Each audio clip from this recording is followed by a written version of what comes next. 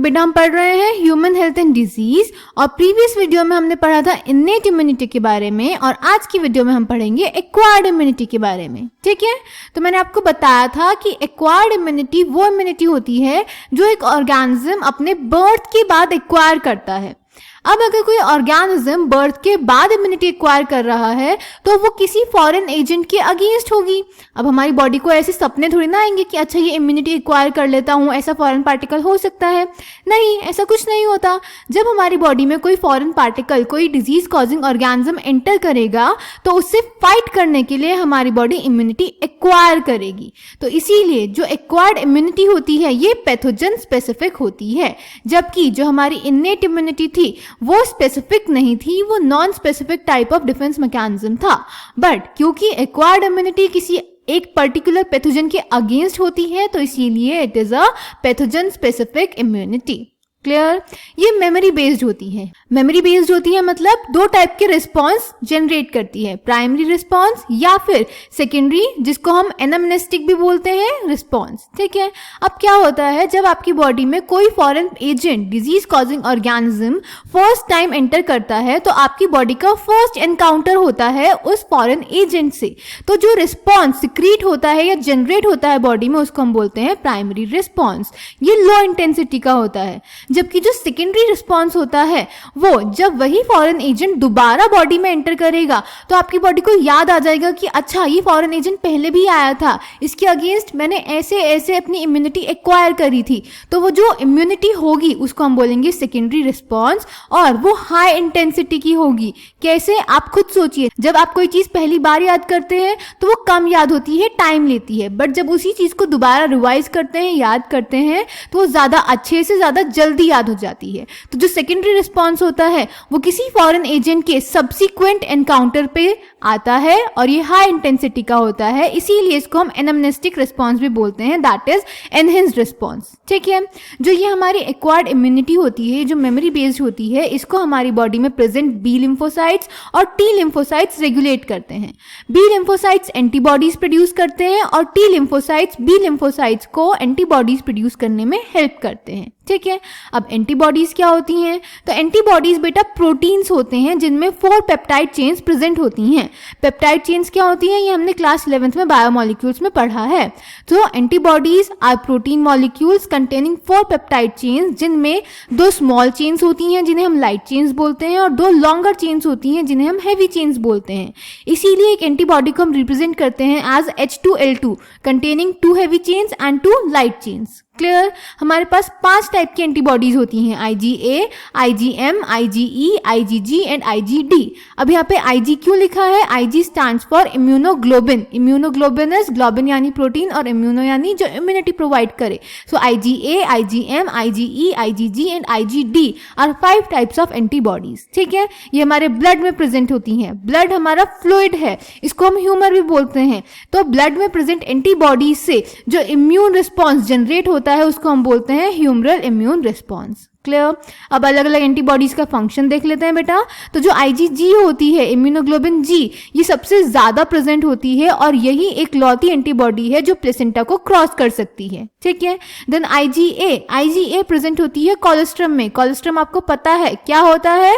जो लैक्टेशन में initially milk produce होता है फीमेल बॉडी से, उसको हम कोलेस्ट्रम बोलते हैं। उसमें जो एंटीबॉडी प्रेजेंट होती है वो होती है IgA, याद होना चाहिए आपको।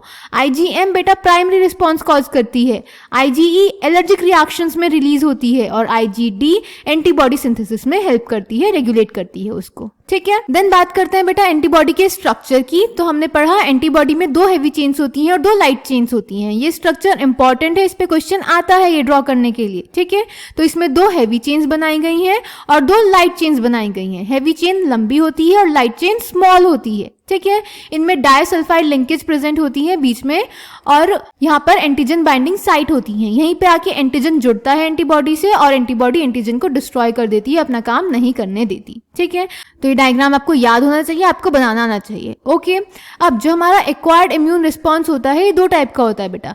ह्यूमरल इम्यून रिस्पॉन्स यानी जो ब्लड में यानी ह्यूमर में फ्लूइड में प्रेजेंट एंटीबॉडीज की वजह से होता है, और सेल मेडिएटेड इम्यूनिटी यानी जो कि सेल्स की वजह से होता है, यानी टी लिम्फोसाइट्स की वजह से होता है। टी लिम्फोसाइट्स के पास एबिलिटी होती है कि वो अपनी बॉडी के सेल्फ सेल्स और फॉरेन एजेंट्स यानी नॉन सेल्फ सेल्स के बीच में डिफरेंशिएट कर सकते हैं। तो इसीलिए इसमें जो नॉन सेल्फ सेल्स होते हैं टी लिम्फोसाइट्स उनको डिस्ट्रॉय कर देते हैं और इसको बोलते हैं सेल मेडिएटेड इम्यूनिटी। यही रिस्पॉन्सिबल होती है ग्राफ्ट रिजेक्शन के लिए, यानी हमारी बॉडी में जब ऑर्गन ट्रांसप्लांट होता है और अगर वो रिजेक्ट हो जाता है, हमारी बॉडी एक्सेप्ट नहीं कर पाती, तो वो इसी इम्यूनिटी के वजह से होता है। क्लियर? ओके, तो ये था बेटा हमारा एक्वायर्ड इम्यूनिटी। इसको एनसीईआरटी से देख लेते हैं। Acquired immunity on the other hand is pathogen specific. It is characterized by memory. This means when our body encounters a pathogen for the first time, it produces a response called primary response, which is of low intensity. Subsequent encounter with the same pathogen elicits a highly intensified secondary or anamnestic response. This is ascribed to the fact that our body appears to have memory of first encounter. तो बेटा ये आपसे पूछा जाता है कि जो हमारी एक्वायर्ड इम्यूनिटी होती है, जो पैथोजन स्पेसिफिक इम्यूनिटी होती है, ये किस पे बेस्ड है? तो वो मेमोरी बेस्ड है। Clear? The primary and secondary immune responses are carried out with the help of two special types of lymphocytes present in our blood, that is B lymphocytes and T lymphocytes. यही मैंने अभी आपको पढ़ाया। The B lymphocytes produce an army of proteins in response to pathogens into our blood to fight with them. These proteins are called antibodies. इनको हम immunoglobulins भी बोलते हैं। The T cells themselves do not secrete antibodies. Very important statement बेटा, याद रखेंगे। T cells खुद से कोई भी एंटीबॉडी नहीं बनाता, वो बी सेल को हेल्प करता है एंटीबॉडी बनाने में, but help B cells to produce them. Each antibody molecule has 4 peptide chains, 2 small called light chains and 2 longer called heavy chains. Hence an antibody is represented as H2L2 containing 2 heavy and 2 light chains. Different types of antibodies are produced in our body.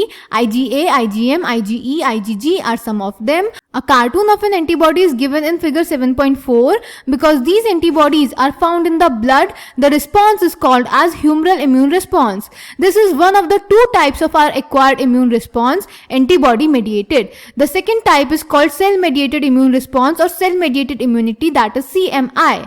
The T lymphocytes mediate CMI. Very often when some human organs like heart, eye, liver, kidney fail to function satisfactorily, transplantation is the only remedy to enable the patient to live a normal life.